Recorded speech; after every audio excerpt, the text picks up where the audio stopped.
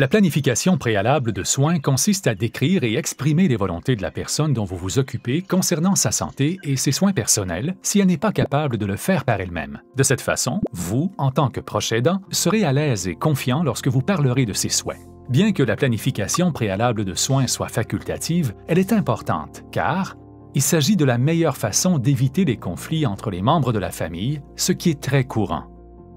Voici comment introduire la planification préalable de soins. Commencez la discussion en rappelant que vous respectez ses choix et ses volontés en matière de soins et de traitement médical si elle ne peut pas parler pour elle-même. À cette fin, vous devez en apprendre plus sur ses valeurs, ses croyances, ses objectifs et ses souhaits. Continuez la conversation avec un exemple qui lui parlera. Par exemple, « Tu te souviens qu'oncle Sean avait une sonde d'alimentation avant de mourir. Qu'en penses-tu? » Orientez la conversation vers ses valeurs, ses croyances et ses souhaits. Qu'est-ce qui lui tient à cœur?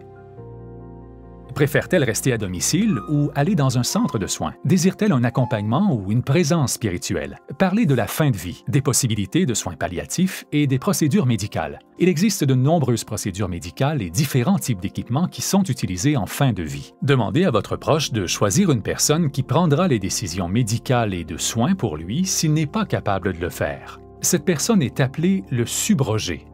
Elle doit connaître les valeurs, les croyances et les souhaits du malade et doit se sentir à l'aise lorsqu'elle parle en son nom. Enfin, encouragez votre proche à parler de la planification préalable de soins et de ses volontés à des personnes concernées qui lui sont proches, comme des médecins ou des conseillers spirituels. Il est important de régulièrement mettre à jour la planification, car les choses peuvent changer, tout comme les souhaits de votre proche en matière de soins. Dans la description, vous trouverez un exemple de planification préalable de soins pour vous aider à démarrer. N'oubliez pas de consulter notre chaîne pour plus de soutien et de ressources pour les proches aidants.